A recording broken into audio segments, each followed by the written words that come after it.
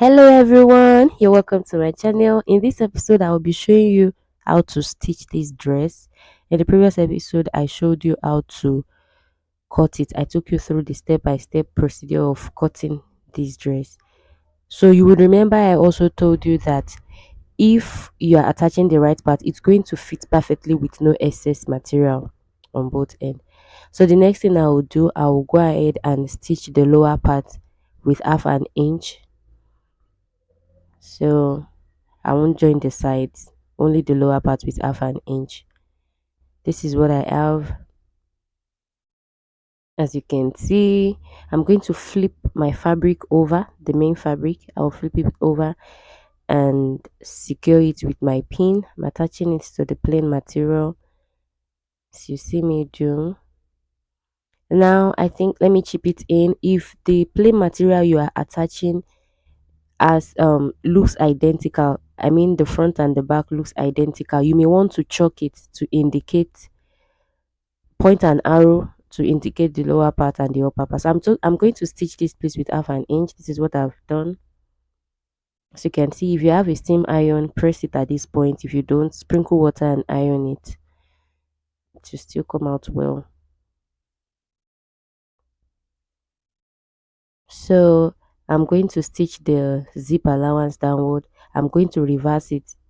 I'll measure 8 inches down and reverse at this point. Understand? I'll reverse at this point and reverse at that point as well, so that it won't lose back. So at this point, I'm going to do the same thing I did for the front piece for this as well. I will go and stitch it. Having stitched it, look at this.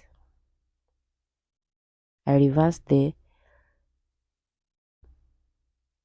I'm going to cut off that pointy edge.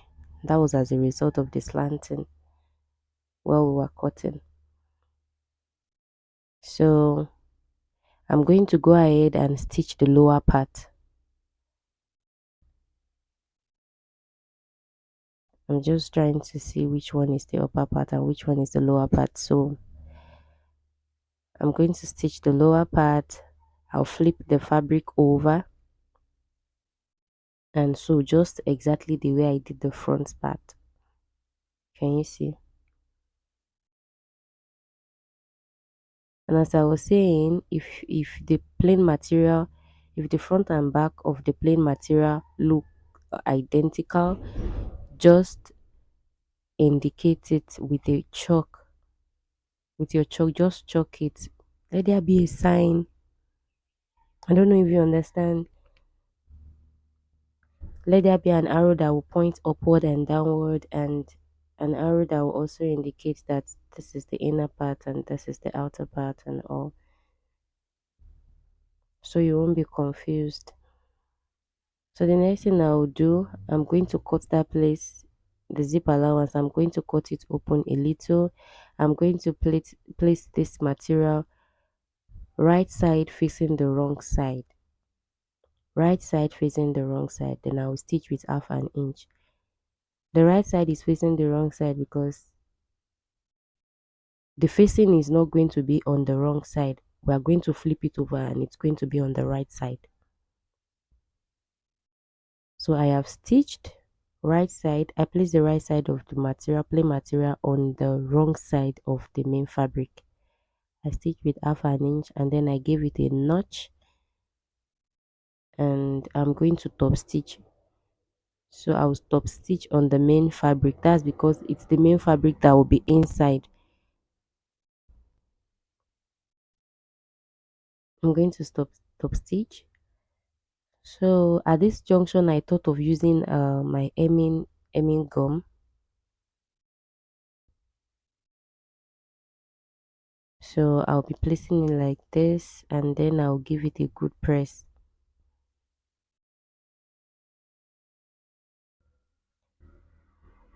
Can you see?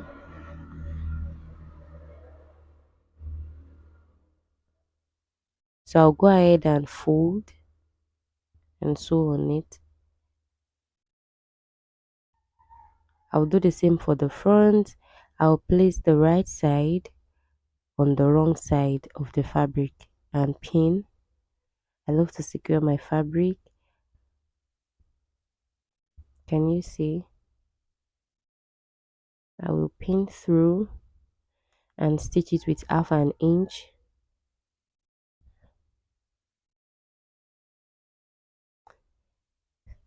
So I'm going to be placing the hemming gum on it. If I had remembered on time, I would have placed the hemming gum on it, hemming gum on that back piece while I was stitching. But then it's never too late. I'm just going to notch. Be careful at this sharp corner. Let the notching be very close to the seam.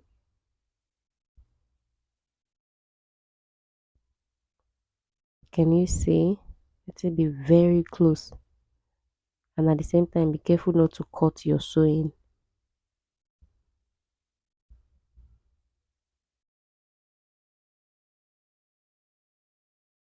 I'm going to flip it over for you to see. Using your steam iron, give it a good press at this junction.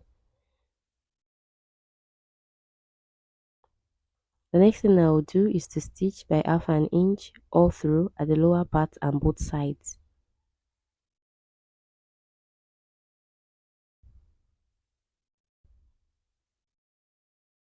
So after the facing here, I went ahead and joined the seam allowance back. The zip allowance, I joined it back. I'm going to place the front and the back together now. Right side facing the right side while I take my measurements. The first thing I will do is to join the shoulder together. I'm going to pin first. You can see.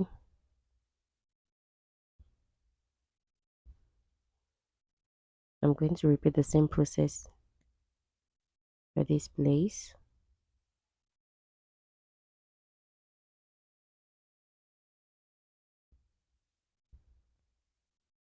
And I'm going to stitch using half an inch. Remember our half an inch allowance. So while we were cutting, I told you that I gave it 1 inch seam allowance. So I'm just going to take 1 inch at the upper part and at the hem of the dress, and with the help of my ruler I'm going to be joining together. I'll mark 1 inch here,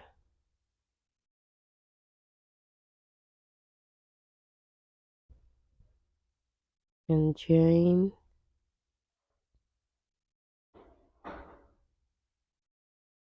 and then I realized it was not up to 1 inch, so I'm just going to draw again. I'll repeat the same process on this side as well. 1 inch at the upper part, 1 inch at the lower part, and I'll join together. I've done that. This is what it looks like. I've turned it over. This is what it looks like. So we are left with the sleeve. I'll be showing you how to join the sleeve shortly. Our dress is looking good already. So I've pressed. Can you see? All the seams are flat. I've opened the zip allowance. Can you see? So here is our sleeve. I just folded the hem wide enough for my pin to pass through. I'll be passing through my elastic from there. The around armhole minus 2 inches. Around armhole is 10.5 minus 2.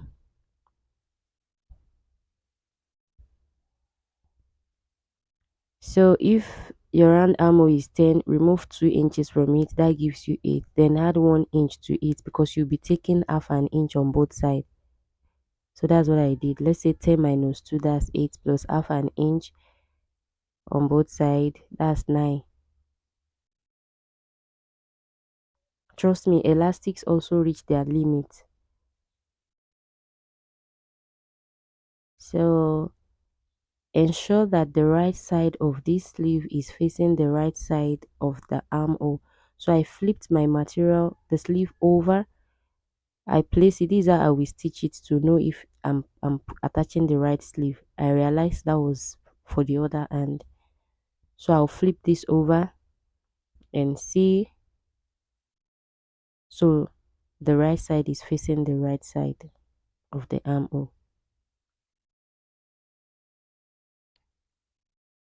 So I'm just going to mark half of an inch there, and for the sake of the beginners, so you won't stitch your sleeve and realize, oh, it's too small, the sleeve is not fitting well, or it's too big. Just take your sleeve round, ensure that um it fits well, take it round, place it on the fabric by half of an inch. Then when you're at the end, just add extra 1/4 of an inch to it and join together, then sew.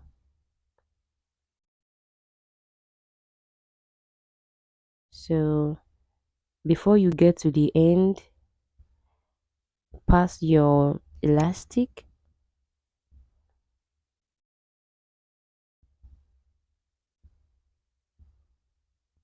as you can see, do it to secure with pin.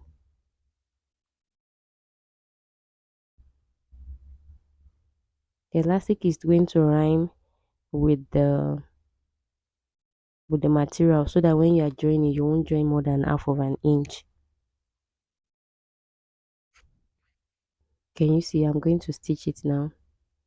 Flip it over.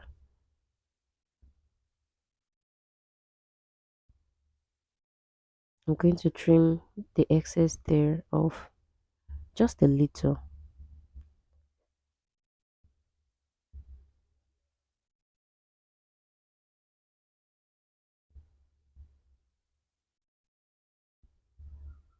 Going to flip over, lo locate the center of the sleeve.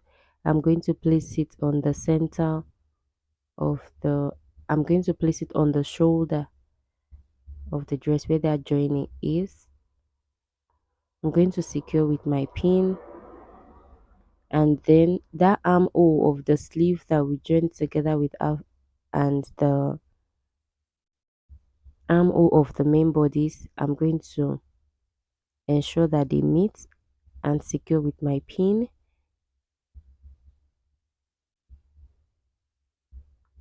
So I'm going to pin the rest round. It takes time, but it saves you from unnecessary stress. At this point, you are going to know if the sleeve is going to fit into the armhole. If it doesn't fit, lose it at this part and repeat the process. So mine fits. I'm going to stitch with half an inch, and I'm going to repeat the process for the other sleeve. This is what it looks like, guys. Can you see? I'll fix the sleeve. I later reduced it from 8 to about 3.5 inches. The dress, it's necessary for the dress to have zip, because you will need the head of your customer to pass through. So, and since the dress is big, I just need that head to pass through, so I just left small zip there. Can you see? This is what it looks like, guys. What I ordered versus what I got. Look at this. Thank you so much for watching, guys. Please like, feel free to share and subscribe to my channel. Bye.